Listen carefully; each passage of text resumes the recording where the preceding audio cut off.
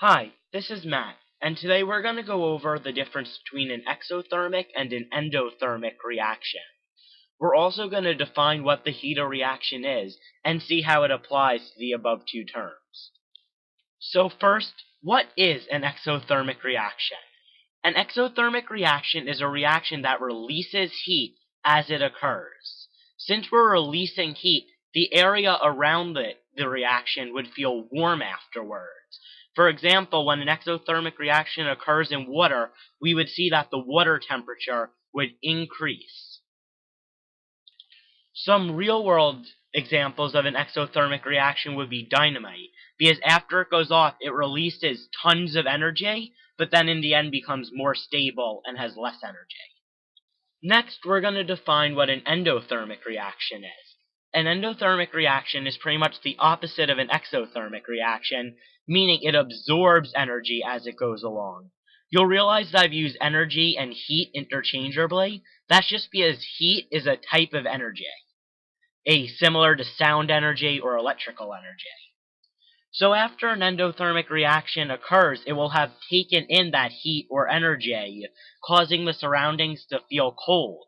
So if we were to have an endothermic reaction occur in water, the temperature of the surrounding water would decrease. The last thing we need to go over before trying some questions is the heat of reaction, or delta H. The heat of reaction is the change in energy that occurs during a reaction, and we could quantify it using the equation that delta H, or the change in enthalpy, or the change in heat, is equal to the heat of the products minus the heat of the reactants. Now, we'll have a negative value for an exothermic reaction, because if we release heat, the products will have less energy than the reactants, giving us a negative number. The opposite is true for an endothermic reaction. The products have more energy because it absorbed, so we would get a positive value for delta H. So now let's try identifying a reaction as endothermic or exothermic. So a student mixes two chemicals and the beaker becomes hot. Firstly, what type of reaction is this? So we see that the beaker is getting hot, meaning it has an increase in energy. For the surroundings to gain energy, energy must have been released from the reaction, meaning this would be an exothermic reaction. And now, for the sign, we would know that the sign would have to be negative, because an exothermic reaction has a negative value for delta H, because the products would have less energy than the reactants. Let's try another identification problem. A student mixes two chemicals and the beaker becomes cold. What type of reaction is this, and what is the sign at delta H? So here the beaker became cold, meaning it has less energy. Its energy was absorbed by the reaction. Therefore, this would be an endothermic reaction because the reaction absorbed energy from its surroundings. And an endothermic reaction has a positive value for delta H because the products have more energy than the reactants. So now, let's try doing a question that gives us numbers. So initially, the reactants have 50 joules of energy. That J after number stands for joules, which is the unit for energy. After the reaction, they have 30 joules of energy. What is delta H, and is this an exothermic or endothermic reaction? So the first thing we want to do is write our formula, that delta H is equal to the heat of the products minus the heat of the reactants, and then write the values that they give us. So the heat of the products is 30 joules, and the heat of the reactants is 50 joules.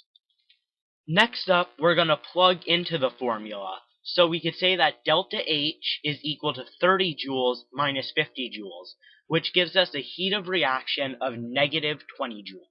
So now that we have delta H, we can move on to the second half of the question, where we need to say if this is an exothermic or an endothermic reaction. Delta H is negative here, so this would be an exothermic reaction. We could also say it's an exothermic reaction because the products have less energy than the reactants. Let's try another quantitative question. So initially the reactants have 40 joules of energy. After the reaction, they have 90 joules of energy. What is delta H, and is this an exothermic or endothermic reaction? So just like the last question, we're going to write our formula first.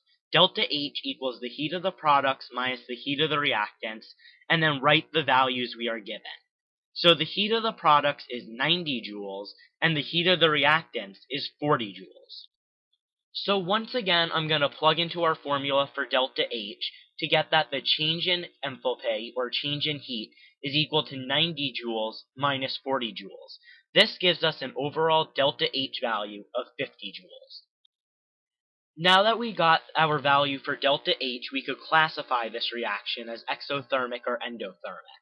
Since delta H is positive and our products have more energy than our reactants, we can conclude that this reaction is an endothermic reaction.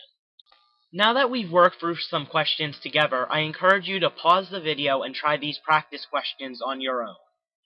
Question 1 and 2 are determining if a reaction is exothermic or endothermic based on the description of what occurs to the surroundings during it. Question 3 is a quantitative question that you will then have to analyze to determine if it is exothermic or endothermic. The answers to these questions will be provided for you on the next slide. So the answers are as follows. The first reaction was endothermic. The second reaction was exothermic. And then in question 3, you should have gotten that delta H is equal to negative 12 joules. And since delta H was negative, the reaction was exothermic. Thank you so much for watching. If you have any questions after doing these questions, feel free to leave them in the comments below. Have a nice day.